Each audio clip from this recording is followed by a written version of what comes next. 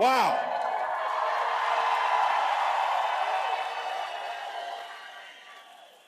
Well, hello, Nebraska. So thank you. There's nothing as a teacher that makes you prouder than to see the success of one of your former students and to have Aubrey here. So thank you, Aubrey. And can I just say, Nebraska, my God, Jade Dorsey's voice, holy smokes.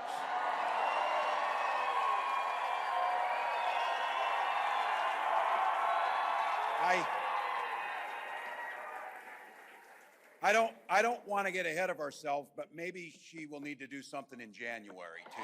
So.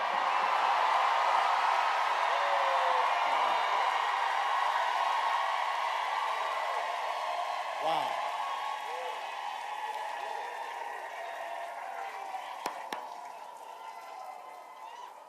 Wow. Special thank you to somebody who's been a friend of mine for a long time, who does the hard work to make these types of things happen, the Nebraska Democratic Party Chair, Jane Clabb.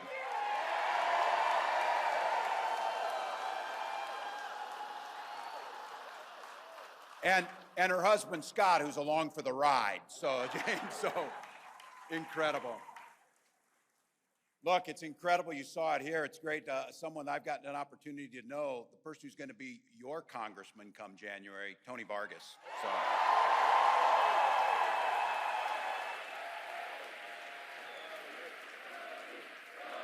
Yeah.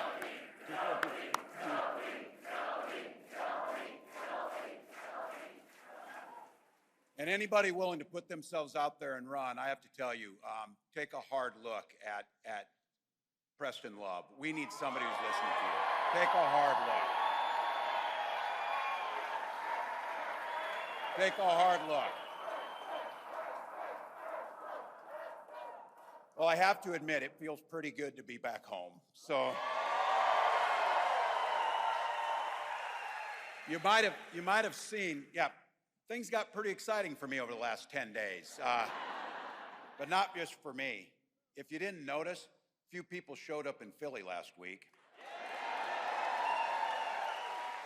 And then about 12,000 showed up, many thousands walking for miles in the heat to a field in western Wisconsin.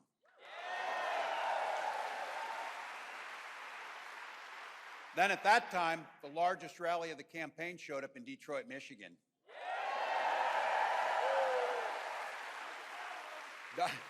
Donald Trump said it was AI. You know what won't be AI? Their ballots come November will not be AI.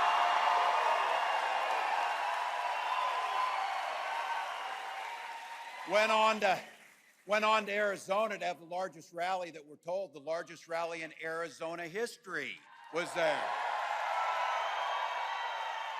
And then get this, in Nevada, it was 109 degrees. 12,000 people showed up for that event.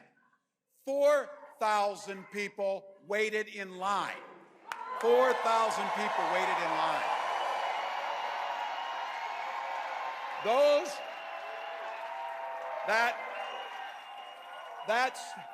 That state organizer named Shelby, they didn't just show up at a rally like this. 5,000 of them signed up to door knock, to phone bang, and to do the work.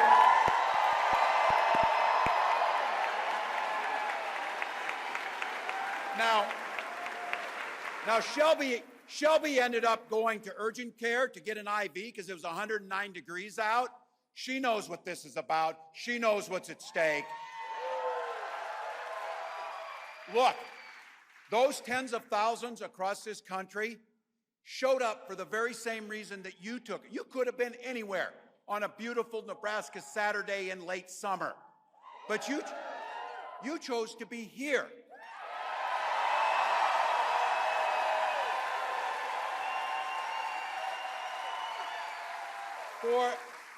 For the most beautiful and simple reason, you love this country.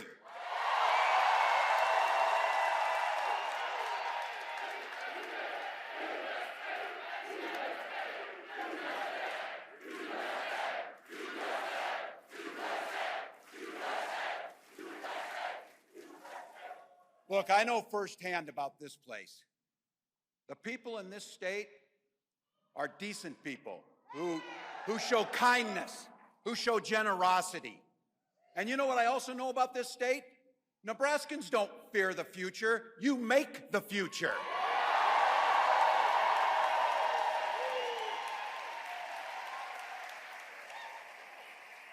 And I know it personally. I was born in West Point. I went to elementary school in Valentine, and I graduated from a town of 400 named Butte.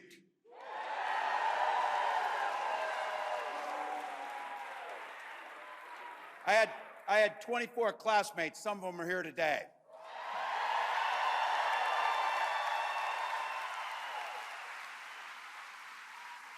Folks from that town. And I just want to say this.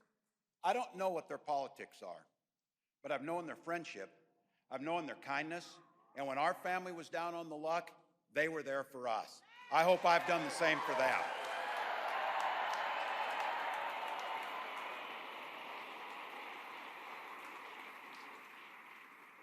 I wouldn't trade growing up in that town for anything in the world. Spent my summers with them working on the farms. I graduated from Chadron State College.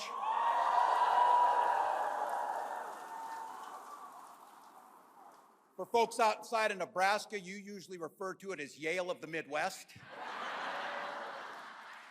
And I taught school in Alliance.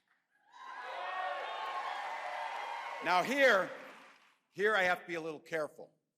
I grew up, as all of you, bleeding Nebraska red and true Brew Husker fan.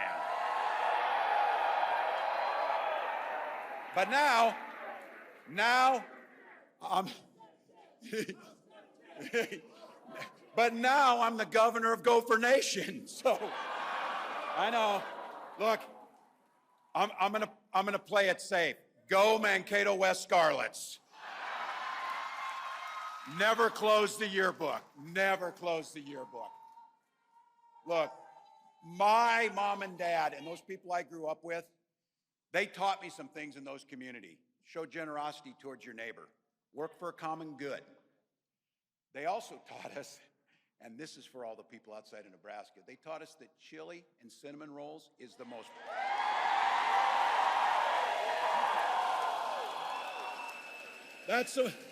That is the most perfect culinary combination in the country. Look, right now, I couldn't be prouder to be on this ticket to help make Kamala Harris the next president of the United States.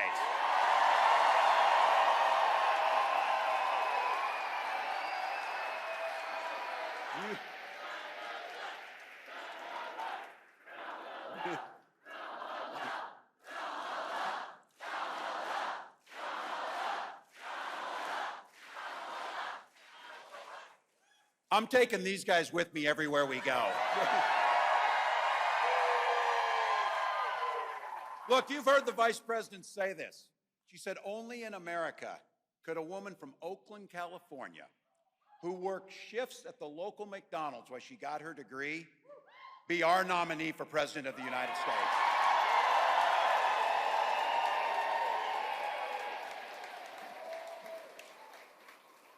When I heard the McDonald's story about that she's worked at McDonald's, like so many of us growing up took jobs to get by, the funny thing to me is, can you picture Donald Trump working the McFlurry machine?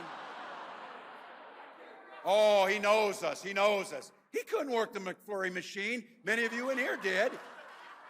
But I have to tell you, from her first day as a prosecutor, and then as a district attorney, and then as the Attorney General of the state of California, a United States Senator, and our Vice President,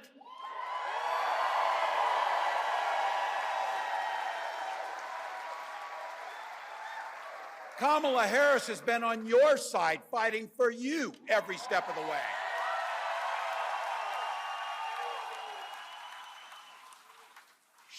She's the one who took on the predators and the fraudsters. She's the one that took on the transnational gangs. She's the one who stood up against corporate greed. And she never hesitated to work across the aisle if it was right for the American people.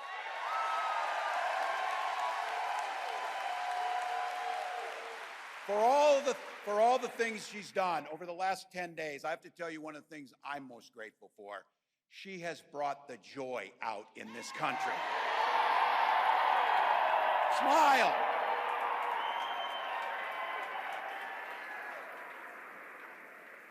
As the First Lady said, you can do the work in front of you, and hard work is good work, but you can do it joyfully. You can do it with decency. You can do it with kindness.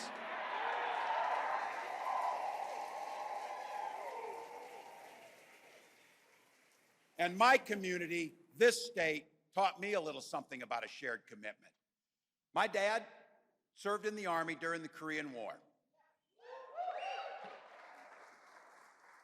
With his encouragement, 2 days after I turned 17, I went and raised my hand and joined the Nebraska Army National Guard.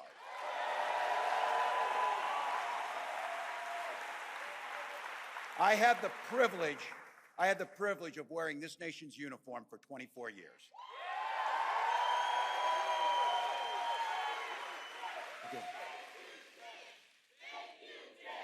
Okay. Thank you all. And I'll tell you, the Guard gave me a lot. The Guard gave me purpose. It gave me the strength of a shared commitment, something bigger and greater than just ourselves.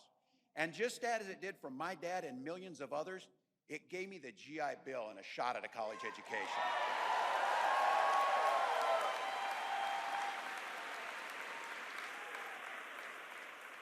My dad was a teacher. Both my brothers and my sister were teachers. 3 out of 4 of us married teachers. My wife's parents are teachers.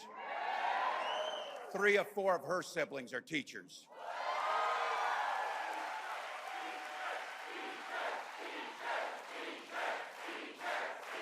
Thank you all. For 20 years, I had the privilege of teaching in our public schools, teaching high school social studies and coaching football.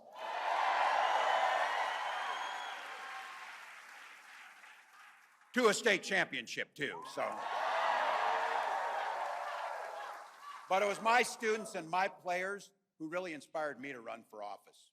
They saw in me what I was hoping to instill in them, a commitment to the common good and a belief that one person truly can make a difference, each and every one of us. So in 2006, 42-year-old with little kids teaching, I took a leap and ran for Congress.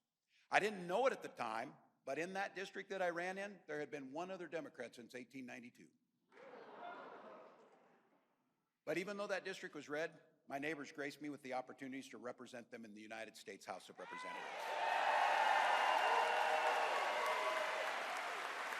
And for 12 years, I worked bipartisanly on issues like Veterans Affairs, like agriculture and farm bills, and growing rural economies. I learned how to compromise without compromising my values. As governor of the great state of Minnesota, I took all those experience and skills to tackling some of the most difficult challenges that our state faces. But more than anything else, just like here in Nebraska, Minnesota's strength comes from our values. Values of working together, seeing past differences, and always be willing to be a neighbor to lend a helping hand.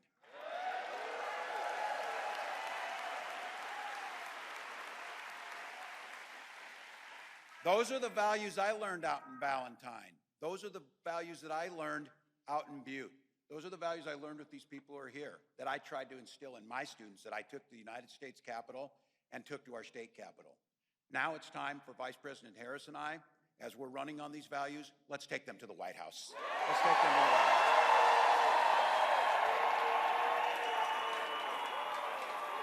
House. It's time. It's time. Yesterday, Vice President Harris rolled out a plan to start building an opportunity economy during our first 100 days in office. Cutting taxes, not for the billionaires, but for the folks in this room in the middle class. Taking on those who will price gouge at the grocery stores and other stores. Lowering the cost of rent and the opportunity to own your own home. Continuing to cut the costs of prescription drugs that we all depend on. And just like we did in Minnesota, relieving medical debt that straps millions of people. Now look, we're positive, but I think we all know Donald Trump sees the world a little differently. You think he would understand the importance of Carhenge as a historical relic?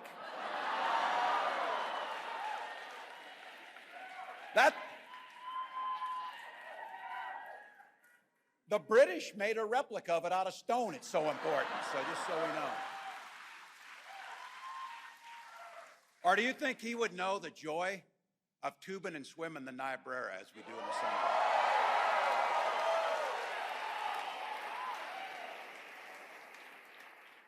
And this one's for the gray hairs in this room. You think that guy could understand the pure joy of pre-gaming at sidetracks before a Husker-Sooner game?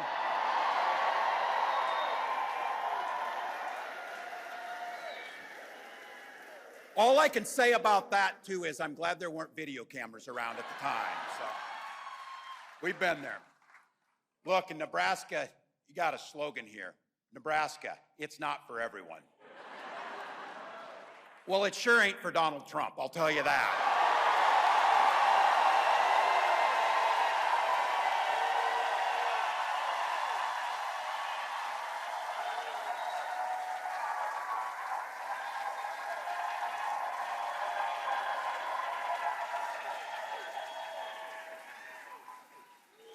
This guy is the opposite of everything here. Every opportunity he has, he weakens our country to strengthen his own hand.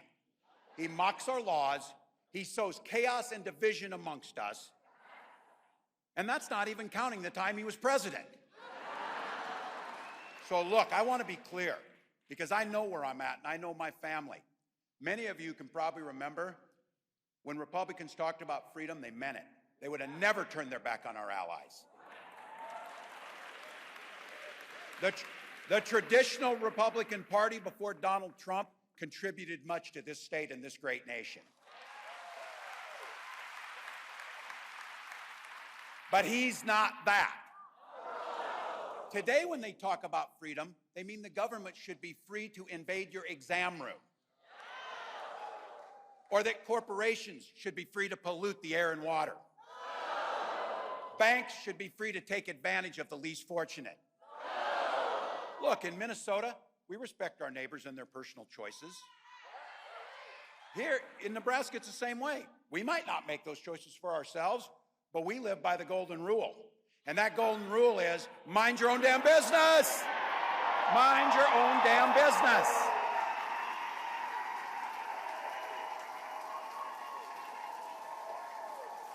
Look, I know this state. I know this state, the kindness, generosity. I also know there's a libertarian bent. You don't need government to tell you about your health care. You don't need government to pick your books out that you can read. Look, folks, this becomes really personal. And for me, this idea about the health care decisions we make and the choices about our family, that's your family. You don't need me, you don't need Donald Trump, you don't need anyone in government telling you about your family. But that's exactly what they're doing. That is exactly what they're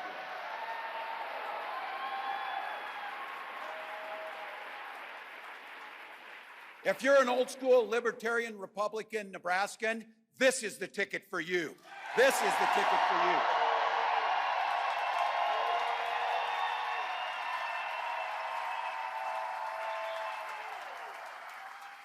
When my wife and I decided we want to have kids, we spent years in fertility treatments. And for those of you, you may not have done it yourself, but I guarantee you know somebody who's been through this. And you know the nightmare of waiting for the calls after the treatment, praying that it comes out right, and then that pit in your stomach, and that blackness that comes over you when once again it failed. And year after year, you're trying to just have that child. So you better be sure to know it wasn't by chance. When we finally got the news that we were pregnant, and when our first child, our daughter, was born, we named her Hope. We named her Hope.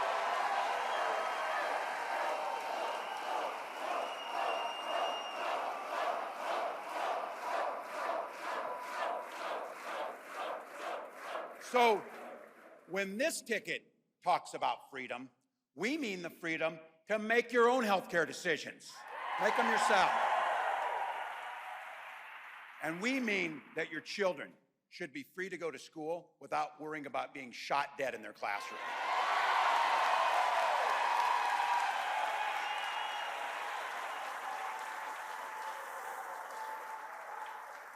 Freedom is when education is a ticket to the middle class, not crippling student loan debt. Freedom, where the air is clean, the water is pure, and your communities are safe. And the freedom to settle our political differences, not by violence, but at the ballot box in November.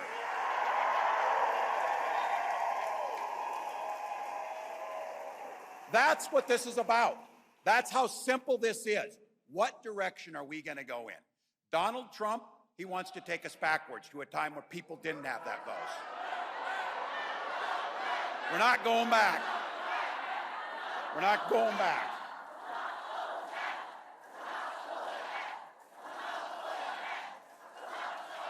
And look, when he tries to play dumb about this 2025 plan, I coached football for enough years. When somebody takes the time to draw up a playbook, they plan on using it. He knows what this will do: restrict our freedoms, rig the economy for the ultra rich by punishing the middle class. If he returns to the White House, he's going to pick up just where he left off. But the people around him who worked with him the first time are already telling us it will be much, much worse. Raising costs on you while making it easier for billionaires. Repealing the Affordable Care Act so we can go back to pre-existing conditions and making it impossible to get health care. And they're very clear about this. They're very clear. Gut Social Security and Medicare for those tax cuts for the wealthy, and ban abortion across this country. We know in this room abortion is health care, and again, that's your decision to make. That's your decision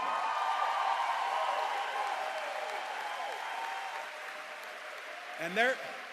And look, they're super concerned with our bedrooms. They're super concerned with our exam rooms. They're super concerned about our libraries.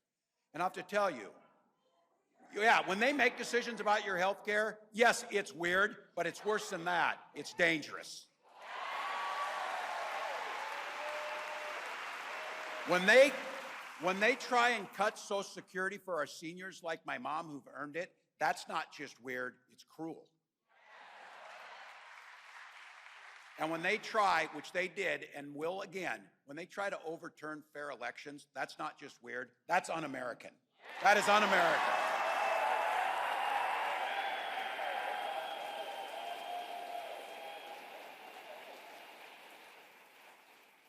And this idea about knowing us, let me ask you something on this. Do you think J.D. Vance knows one damn thing about Nebraska? He's going to be here next week. You think he's ever had a runza? You think he's ever had a runza? That guy would call it a hot pocket. You know it. Every one of you in here know it. A damn hot pocket. Now look, he wrote a memoir at the ripe old age of 31. And he claimed to be an expert on middle America, all the while trashing and denigrating the very community he was raised in.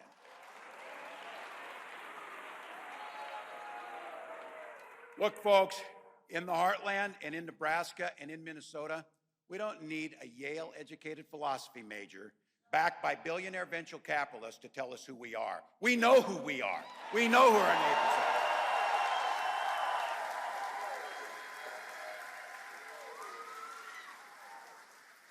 Well, I don't know about all of you. It's time to put these guys in the rearview mirror. Let's end this. It's time to put them in there. Say it with me. You know it's true. We are not going back to that. We are not going back to that. We're not going back.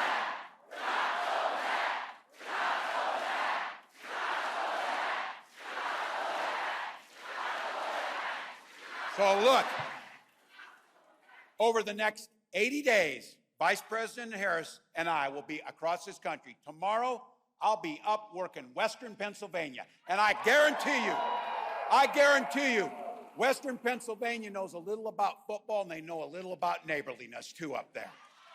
So we got 80 days, people. That's easy. And as I've been saying, I'm going to ask you this. 80 days, work hard. We can sleep when we're dead. We can sleep when we're dead. Not now. Not now. We can do this. We need each and every one of you. We do nothing alone. We need you on the team. On November 5th, I want to be at the end of that day when the ballots close across this country. I want to know, and you want to know, we left it all on the field. We left it all on the field.